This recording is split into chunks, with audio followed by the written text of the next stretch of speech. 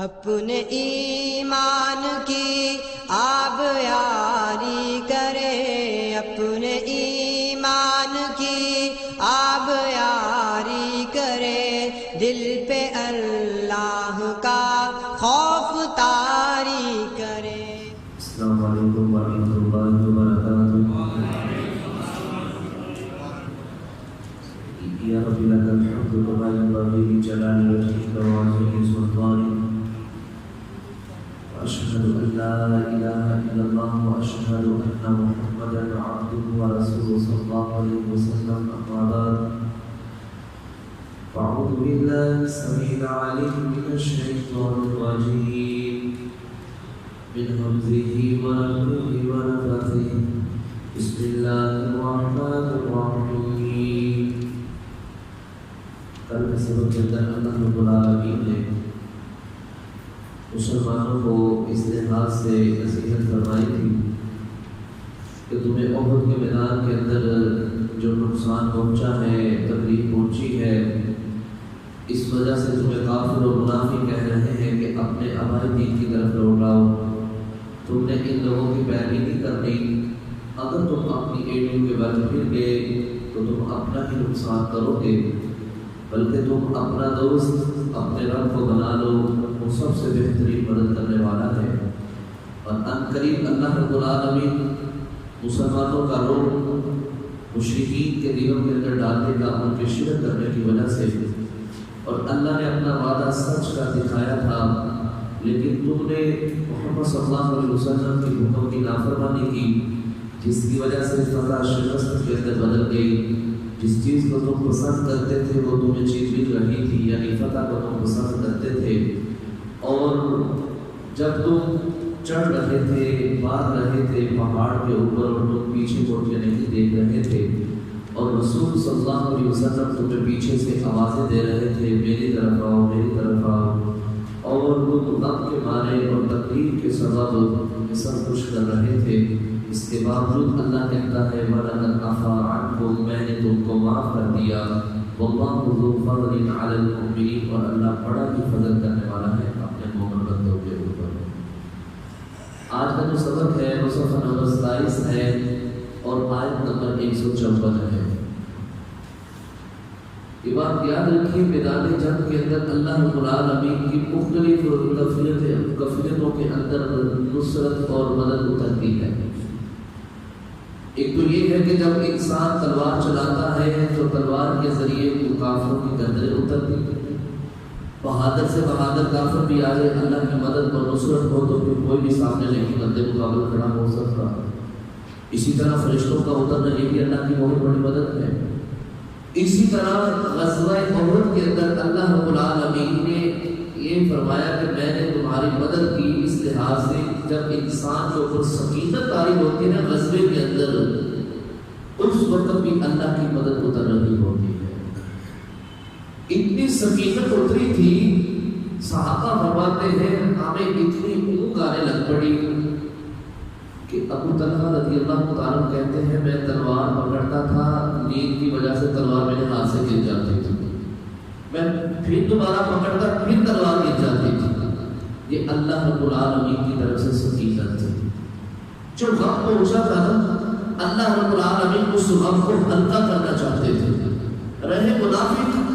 تو اللہ کہتا ہے منافق اس بات سے ڈر رہے تھے اگر اونگ آئی، آنکھ لگ گئی تو کہیں ہماری گردن نہ اتر جائے۔ اس حوالے سے مزید آج کے سبق کے اندر غزوہ احد کی بات کو میرا رب مفصل آگے چلائے گا، اور آج کے سبق کے اندر غزوہ احد مکمل ہو جائے گا، اور اس لحاظ سے بھی بات ہوگی کہ منافق کہتے تھے اگر ہماری بات مانتے یہاں نہ آتے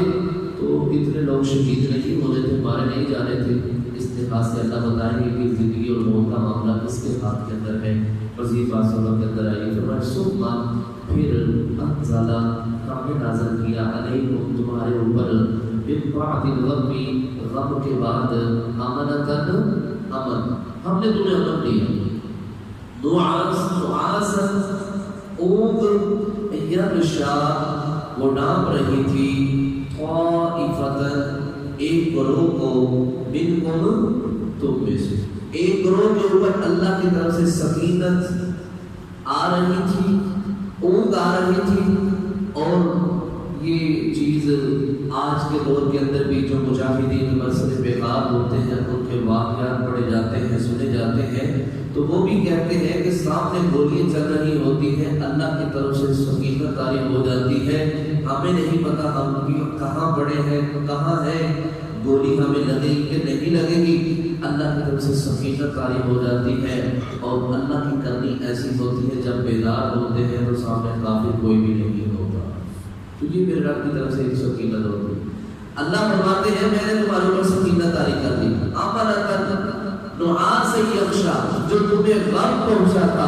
جو تم نے افواہ سنی محمد صلی اللہ علیہ وسلم شہید کر دیے گئے ہیں، جو تم نے یہ خبر سنی کہ محمد صلی اللہ علیہ وسلم کو نقصان پہنچا ہے، 70 تمہارے ساتھی شہید ہو گئے، کچھ زخمی ہو گئے، کچھ باپ کے، یہ بہت پریشانی والا معاملہ تھا، بڑے صدمے والا معاملہ تھا، نبی علیہ السلام کا چہرہ خون کے ساتھ لہو لہان ہو گیا تھا، یہ سارے واقعات اللہ فرماتے ہیں ہم نے ہر غم کے بعد تمہیں امن عطا فرمایا، اور ایک گروہ ایسا تھا قد تحقیق اہمتہم، اس کو فکر پڑی ہوئی تھی، انفسہم، اپنی جانوں کی، وہ کہتے لوگ مارے گئے، تلوار پکڑی نہیں جا رہی، کس طرح لڑیں گے، یہ تو سارے مل رہے ہیں، سب کو نیند آ رہی ہے، سب نے سارے چکا دیے ہیں، یہ کب اٹھیں گے، کب لڑیں گے، وگرنہ ہماری حالت جس طرح کی ہے کافی تو ہمارے اوپر چڑھ دوڑیں گے، ہماری گردنیں اتار دیں گے، ان کو اپنی جان کے لارے پڑے ہوئے تھے۔ اللہ فرماتے ہیں وہ اپنی جان کے متعلق قسمت آزمائی کر رہے تھے کہ کس طرح بچاؤ ممکن ہے، کس طرح ہم اس بدر کے احد کے میدان سے واپس جائیں گے، کس طرح ہم بچیں گے، وہ اپنی پڑی ہوئی تھی، اور اللہ کے متعلق کیا کہہ رہے تھے، یظنون، اور وہ گمان کر رہے تھے، باللہ، اللہ کے ساتھ، غیر الحق، ناحق، ظن الجاہلیہ، جاہلیت والا رویہ، کیا کہتے تھے، بس ابھی چند گھنٹوں کی بات ہے، چند منٹوں کی بات ہے، یہ بہت بڑا قافلہ آ رہا ہے، بہت بڑا لشکر آ رہا ہے، ابھی انہوں نے یلغار کرنی ہے، تلوار چلانی ہے، مسلمان سارے کٹ جائیں گے، مسلمان سارے ختم ہو جائیں گے، اللہ کا نام لینے والا کوئی نہیں رہے گا، محمد صلی اللہ علیہ وسلم کا کلمہ پڑھنے والا کوئی نہیں رہے گا، کوئی ہمارا اختلاف نہیں رہے گا، ایک ہی دین ہوگا جس دین پہ ہم شروع سے چلتے آ رہے ہیں، مشرکین ان کے علاقوں کے اوپر قبضہ کر لے گا، ان کے جو بچ جائیں گے جوان ان کو غلام بنا لیں گے، ظن الجاہلیہ، یہ سوچ انہوں نے اپنے ذہن کے اندر بٹھا رکھی تھی کہ آج ان کا اللہ بھی ان کے ساتھ نہیں ہے، ان کی مدد اللہ بھی نہیں کرے گا، اللہ نے ان کو بے یار و مددگار چھوڑ دیا ہے، کہتے بس چند گھنٹے کی یا چند منٹوں کی بات ہے، ابھی یہ مسلمانوں کا نام ختم ہو جائے گا اور مشرکین مدینہ کے اندر اپنا جھنڈا گاڑ دیں گے۔ اللہ، یہ منافقین کی خواہش یہ ہوتی تھی، یہ اتنا بدبخت عبداللہ بن ابی منافق تھا، اس کی سازش یہ تھی کہ ہم مدینہ میں رہ کے لڑتے ہیں تاکہ مشرکین مکہ حملہ کریں، ان کی عورتوں کو لونیاں بنا لیں، ان کے غلام جو جوان ہیں ان کو غلام بنا لیں، ان کے بچوں کو بھی نقصان پہنچے، ان کے بوڑھوں کو بھی نقصان پہنچے، کوئی ہمت نہ کرے لڑنے کی، جب کسی کو یلغار بنا دیا جائے گا کسی کے اندر طاقت ہی نہیں رہے گی۔ اللہ فرماتے ہیں یہ گمان کر رہے تھے اللہ کے متعلق جاہلیت والا گمان کرنا، یقولون، اور وہ کہتے تھے اللہ کیا ہے ہمارے لیے، من الامر، معاملے میں، من شیء، کچھ بھی، قل کہہ دیجیے، ان الامر، سارے کے سارے معاملات، کلہ للہ، سارے کے سارے معاملات کس کے ہوتے ہیں، اللہ کے، اور تم کو وقت مشورے دینے والے، جب اللہ چاہتا تھا کہ احد کے میدان کے اندر مسلمان نکلیں گے، احد کے میدان کے اندر بندے مقابل کھڑے ہوں گے، تم کون ہوتے ہو اللہ کے معاملات کے اندر دخل اندازی کرنے والے؟ جب اللہ نے ان کی تقدیر کے اندر لکھ دیا تھا، اللہ نے ان کے مقدر میں لکھ دیا تھا، اتنوں کو شہادت ملے گی، اتنوں کو زخم ملیں گے، اتنے کافروں کے پکڑے جائیں گے، اتنے کافروں کو نقصان پہنچے گا، تم کون ہوتے ہو اللہ کے معاملے کے اندر دخل اندازی کرنے والے؟ یخفون، اللہ کے نبی صلی اللہ علیہ وسلم کو چھپاتے ہیں، فی انفسہم، اپنے دلوں میں، اپنے نفسوں میں، ما لا یبدون لک، جو وہ زبان سے ظاہر نہیں کرتے، زبان سے ظاہر نہیں کرتے، اللہ کے رسول صلی اللہ علیہ وسلم اوپر اوپر سے آپ کے ساتھ بڑا تعامل کرنے والے ہیں. پہلے بھی میں نے آپ کے سامنے بات کی ہے. نماز پڑھتا نبی اسلام کے ساتھ تو نبی اسلام کے ساتھ مخاطب ہو کے کہتا ہوں لوگوں یہ محمد صلی اللہ علیہ وسلم اللہ کے سچے نبی ہیں, سچی کتاب اترتی ہے, اللہ نے آخری نبی بنا کے بھیجا ہے, ان کا ساتھ دو, ان کے ساتھ نکلو, جس طرح یہ کہتے ہیں اس طرح بات مانا کرو. اللہ کہتے ہیں زبان پہ کچھ ہے, دل کے اندر کچھ ہے, اس کی بات کے اوپر یقین نہیں کرنا. فرمایا یقولون کہتا ہے, یہ کہتے ہیں لو کان لنا اگر ہو ہمارے لیے من الامر کوئی معاملہ شیء کسی بھی لحاظ سے ما قتلنا ہاہنا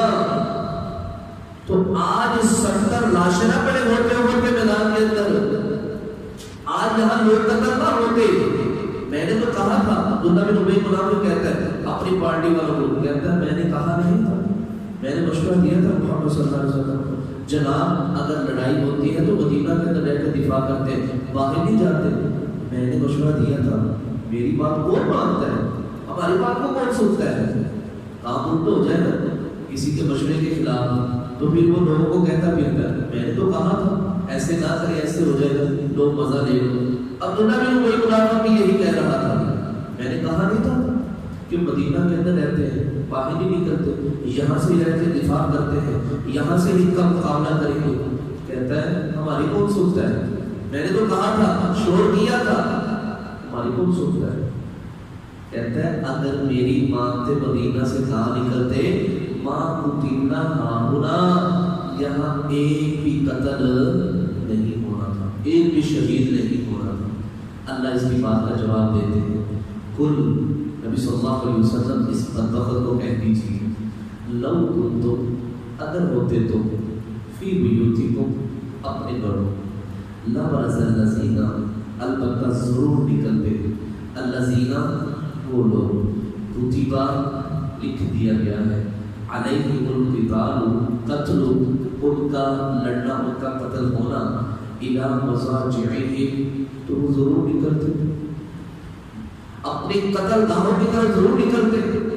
جب اللہ نے ان کے مقدر کے اندر لکھ دیا ہے کہ یہ جہاد کے میدان کے اندر ہی قتل ہوں گے, جہاد کے میدان کے اندر ہی شہید ہوں گے, اس کو نیزہ لگے گا تو کم فوت ہوگا, اس کو تیر لگے گا کم فوت ہوگا, اس کو اس طرح سولی پہ لٹکائے گا تو اس کی دم جان نکلے گی. اللہ فرماتے ہیں جب میں نے لکھ دیا ہے تو اس نے ضرور نکلنا تھا, تم جتنا مرضی اس کو روک رہے تھے.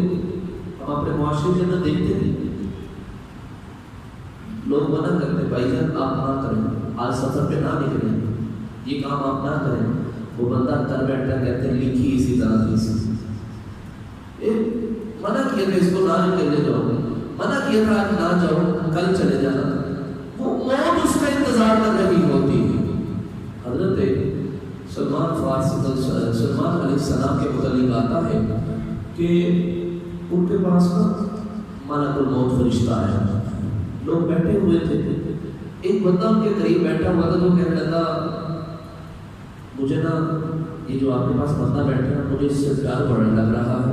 مجھے کسی ایسی جگہ پہ ضرور بھیج دیجیے میں اس بندے کو دیکھنا چاہتا ہوں. سلیمان علیہ السلام نے ہواؤں کو حکم دیا, ہوا نے بلایا اور اس کو دور پہاڑی علاقے میں چھوڑ دیا, چوٹی کے اوپر چھوڑا گیا ہوا. چند دن گزرنے کے بعد ملک الموت فرشتے سے دوبارہ ملاقات ہوئی. سلیمان علیہ السلام کہنے لگے وہ بندہ تم سے بڑا ڈر رہا تھا, خیر تھی. کہنے لگا سلیمان علیہ السلام کا بہت پریشان تھا اس وقت جب میں یہاں بیٹھا ہوا تھا. اللہ نے اس بندے کی روح قبض کرنے کے لیے مجھے بھیجا تھا اور اللہ نے وقت بھی دیا تھا اور جگہ بھی بتلائی تھی. وہ جگہ یہاں تھے کئی کلو فاصلے پر, کئی دن لگ جانے تھے اس کو جانتے ہوئے. میں یہاں پریشان اس لیے بیٹھا ہوا تھا اور اس بندے کی طرف اس طرح کہنے کے سختی کے ساتھ دیکھ رہا تھا کہ بندہ یہاں ہے, ٹائم تھوڑا رہ گیا, اس کی موت میں نے, اس کی روح میں نے قبض کرنی ہے, تو یہ کیسے ہوگا معاملہ. کہتے ہیں اللہ کی کرنی ایسی کہ وہ بندہ ڈرا آپ سے, آپ نے ہوا کو حکم دیا, وہاں چلا گیا. جیسے کہ ٹائم پورا ہوا بندہ پہلے ہی وہاں موجود تھا. اللہ, جب موت میرے رب نے لکھ دی نا کتابوں موجودہ, اس کا وقت لکھ دیا ہے, تو چاہے جو کچھ مرضی کر لے اس نے وہاں بھی فوت ہونا ہے جہاں میرے رب نے لکھ دیا ہے. آپ دیکھتے ہیں یہ چند دن پہلے ہم نے جنازہ پڑھا یہاں غائبہ کا، وہ بزرگ یہاں ہی تھے اور باہر کے ملک جا کے فوت ہوئے، موت وہاں کھینچ کے لے گئی، کرونا کی وجہ سے وہاں جا کے ان کی وفات ہو گئی۔ ادھر بالکل ٹھیک تھے، کوئی مسئلہ ہی نہیں تھا، ادھر وینٹیلیٹر کے اوپر یعنی اسپتال کے اندر داخل تھے، فوت ہو گئے۔ اللہ کہتے ہیں لَقَدْ الَّذِينَ كُتِبَ عَلَيْهِمُ الْقَتْلُ إِلَىٰ مَضَاجِعِهِمْ، جب میں نے ان کے لیے جہاد کے اندر نکلنا لکھ دیا ہے، ان کی شہادت میں نے لکھ دی ہے، ان کا مرنا لکھ دیا ہے، إِلَىٰ مَضَاجِعِهِمْ اپنی قتلگاہوں کی طرف، تو وہ کیوں نہ نکلتے؟ تم کو روکے، ان کو روکنے والے۔ فرمایا وَلِيَبْتَلِيَ الَّذِينَ وَلِيَبْتَلِيَ اللَّهُ، اور اللہ آزماتا ہے اور اللہ آزمائے گا، آزما رہا ہے ما فی صدورکم، جو تمہارے سینوں میں ہے، وَلِيُمَحِّصَ، اور اللہ خاص کرنا چاہتا ہے ما فی قلوبکم، جو تمہارے دلوں کے اندر ہے۔ اللہ یہاں یہ بتلانا چاہتے ہیں میں جہاد کے ذریعے مومنوں کو الگ کروں گا اور منافقین کو الگ کروں گا۔ یہ جہاد ایک ایسا عمل ہے بھائیوں جو چھانٹی کرتا ہے، وہ پنجابی میں کہتے ہیں چھانٹی کرتا ہے، یہ جہاد الگ الگ کر دیتا ہے، منافقین کو الگ کر دیتا ہے اور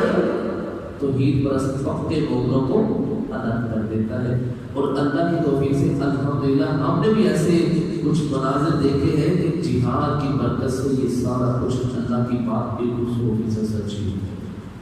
فرمایا اللہ، اور اللہ علیم بذات الصدور، اللہ خوب جانتا ہے سینوں کی باتوں کو۔ اس کا علم تو اتنا وسعت والا ہے، وہ تو سینوں کی باتوں کو جان لیتا ہے، زبان سے نہ اقرار کرے، اللہ تو دل کی بات کو جانتا ہے۔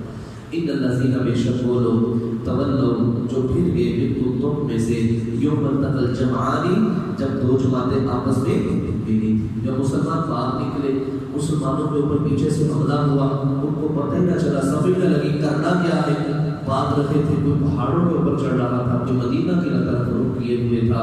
انما استزلهم الشیطان، ان کو شیطان نے پھسلا دیا تھا، ہر ایک کے ذہن کے اندر شیطان مار ڈال رہا تھا اب کیسے لڑو گے، تنہا رہ گئے ہوئے، محمد صلی اللہ علیہ وسلم شہید کر دیے گئے ہیں، کتنے لوگ شہید کر دیے گئے ہیں، کتنے لوگوں کو زخم آ چکے ہیں، کس طرح لڑو گے؟ وہ بات رہے تھے بِبَعْضِ مَا كَسَبُوا، جو انہوں نے کمایا، جو بھی ذہن کے اندر ان کے بات آئی، انہوں نے وہ کام کرنا شروع کر دیا۔ اللہ فرماتے ہیں جو کچھ ہوا سو ہوا، وَلَقَدْ عَفَا اللَّهُ عَنْهُمْ، اللہ دوسری مرتبہ کہتا ہے میں نے احد والوں کو پھر معاف کر دیا۔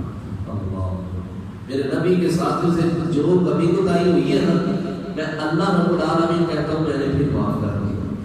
ان اللہ، بے شک اللہ، غفور حلیم، اللہ بخشنے والا اور بردبار ہے۔ یا ایھا الذین، یہ کافروں کا ایک رویہ،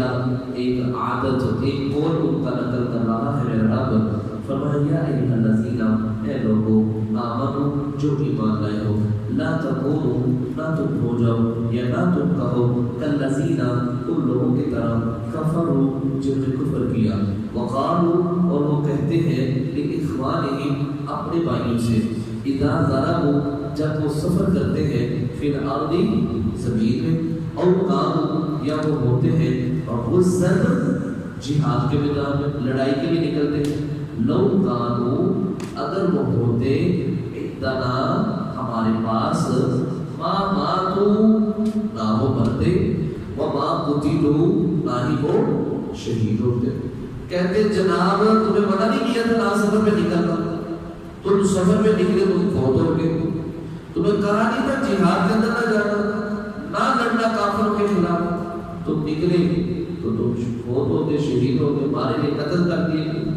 فرمایا ان لوگوں کی طرح تم نے بھی یہ بات نہیں کہی، ہمارے یہاں بھی کیا ہوتا ہے، میں نے تمہیں منع نہیں کیا تھا ایسے نہ کرو، کوئی کام غلط ہوتا ہے میں نے تمہیں کہا نہیں تھا ایسے نہ کرنا، بلکہ یہ نہیں کہنا چاہیے، بلکہ یہ کہنا چاہیے قدر اللہ ما شاء فعل، جب معاملہ الٹ ہو جائے، توقع کے خلاف کام ہو جائے، تو پھر یہ نہیں کہنا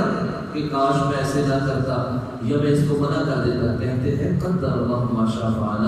جو اللہ نے تقدیر میں لکھا تھا وہ ہو کے ہی رہنا تھا، وہ ہو گیا، بس ٹھیک ہے۔ تو یہ کامل کہتے ہیں نہ ایسے نہ کرو، سفر میں نہ نکلو، نہ لڑو، لیجعل اللہ، تاکہ اللہ بنا دے ذالک، یہ ساری باتیں، حسرۃ فی قلوبہم، ان کے لیے پچھتاوا جو ان کے دلوں میں ہے. واللہ اور اللہ یحیی و یمیت وہی زندہ کرتا ہے اور وہی مارتا ہے. اسی کی ہاتھ میں زندگی ہے, اس کی ہاتھ میں موت ہے. نہ سفر میں نکلو, نہ جہاد میں جاؤ, اینما تکونوا یدرککم الموت ولو کنتم فی بروج مشیدہ.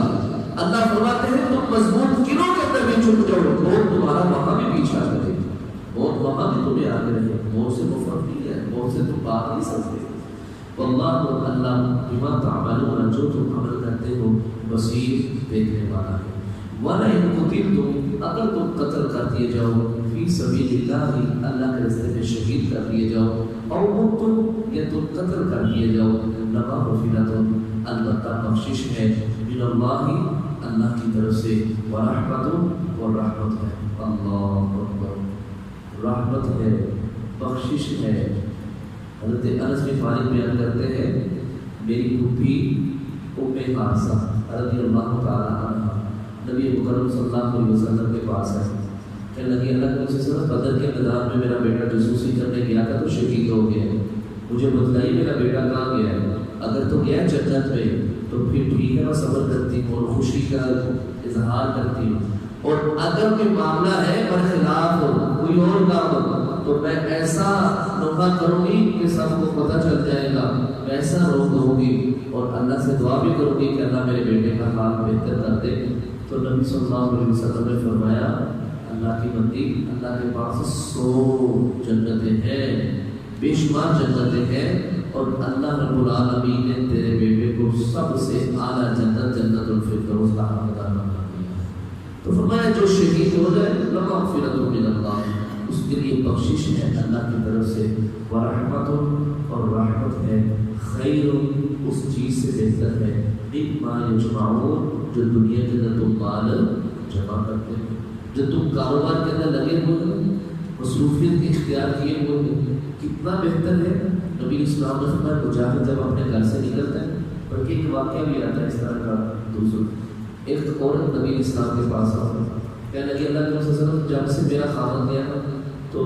معاملہ یہ تھا کہ وہ گھر میں ہوتا تھا, وہ تہجد کی نماز پڑھتے تھے تو میں بھی پڑھتا تھا, میں بھی پڑھتی تھی, وہ نفلی روزہ رکھتے تو میں بھی رکھتی تھی, ہم برابر برابر چل رہے تھے, وہ صدقہ کرتے تو میں بھی صدقہ کرتی تھی. اللہ کے رسول معاملہ یہ بنا ہے وہ جہاد میں چلے گئے ہیں اور میں گھر میں ہوں. اب مجھے کوئی ایسا عمل بتلائیے کہ میں ان کے مد مقابل یعنی ایک جیسے ہمارے نمبر آئے, ایک جیسے ہمارے اعمال ہو جائیں. فرمایا بی بی کیسی بات کر رہی ہے, تیرا خاوند جب سے جہاد پہ گیا ہے کیا تو اتنی طاقت رکھتی ہے کہ تو روزانہ روزہ رکھے, کبھی روزہ افطار نہ کرے, ایک روزہ بھی نہ چھوڑے. جب سے تیرا خاوند جہاد میں گیا ہے تو مسلح پہ کھڑی ہو جائے اور ہمیشہ نماز ہی پڑھتی رہے. فرمایا میرے اندر طاقت نہیں ہے. فرمایا جو مجاہد اللہ کے راستے میں نکلتا ہے اس دن سے لے کے جب تک شہید نہیں ہو جاتا ہے, جب تک واپس غازی بن کے نہیں آ جاتا, اللہ اس کو نفل نماز کا روزانہ اور روزانہ ایک نفلی روزے کا ثواب اللہ اس کو عطا فرماتا ہے. سبحان, بڑی فضیلت والی بات. آخری بات فرمایا والا اگر تم قتل کر دیے جاؤ یا مر جاؤ اور قتل تم یا تم شہید کر دیے جاؤ, ہر حالت میں کیا ہوگا؟ پہلا ہے وہ تم کسی بھی حالت میں مر جاؤ, کفر کی حالت میں مر جاؤ, اسلام کی حالت میں مر جاؤ, طبی موت مر جاؤ, ایکسیڈنٹ ہو گیا تب مر جاؤ, کسی بھی حالت میں مر جاؤ. اور تم دوسری موت یہ ہے کہ تم شہید ہو جاؤ اللہ کے راستے میں. لا الہ الا اللہ تحشرون, سب نے کس کی طرف اکٹھے ہونا ہے؟ اللہ فرماتا ہے میری طرف ہی آنا ہے. جو میدان جہاد کے اندر شہید ہوگا اس نے بھی میرے پاس ہی آنا ہے, جو اپنے بستر پہ فوت ہوگا اس نے بھی میرے پاس ہی آنا ہے. تو کتنا ہی اچھا ہو کہ اللہ کے راستے میں نکلتے ہوئے جہاد کے اندر شہادت کی موت حاصل کرے تو پھر میرے پاس آ جائے. اللہ اکبر. شہید اللہ کے پاس پہنچیں گے, ان کے جسموں سے خون نکل رہا ہوگا, خون کا رنگ تو سرخ ہی ہوگا لیکن اس خون سے کستوری کی خوشبو آ رہی ہوگی. اللہ اکبر. پہنچیں گے اللہ رب العالمین بغیر حساب کی جنت کی طرف بھیج دے گا. فرشتے پوچھیں گے دربار حساب ہو گیا, حساب نہیں آئے, تو کہیں گے کس بات کا حساب ہے؟ اللہ کس بات کا حساب لینا؟ اللہ نے ایک جان دی تھی وہ بھی ہم نے اللہ کے راستے میں لٹا دی. اللہ بغیر حساب کے ان شہداء کو جنت میں جگہ عطا فرمائے۔ اللہ سے دعا کیجیے اللہ ہمیں بھی شہادت کے رتبے پر فائز فرمائے۔ اللہ اگر ایسے حالات بنا دے، نبی اسلام ہے جنگ نہ مانگو، جنگ کی تمنا نہ کرو، اگر جنگ ہو جائے بندے مقابل کافر کھڑا ہو جائے تو پھر پیٹ دکھا کے نہیں بھاگنا۔ اللہ نہ کرے کوئی ایسے حالات بنے کوئی مسلمانوں کے اوپر فتنہ یا ایسے تکالیف والا، لیکن اللہ بنانے پہ تو کچھ بھی ہو سکتا ہے۔ اگر اللہ ہمیں کوئی ایسا موقع دے، اللہ ہمیں جہاد کرنے کی بھی توفیق عطا فرمائے، اور اللہ ہم سب کو شہادت جیسے منصب پر فائز ہونے کی بھی توفیق عطا فرمائے۔ آمین۔ سبحانک اللہم و بحمدک اشہد ان لا الہ الا انت استغفرک و اتوب الیک۔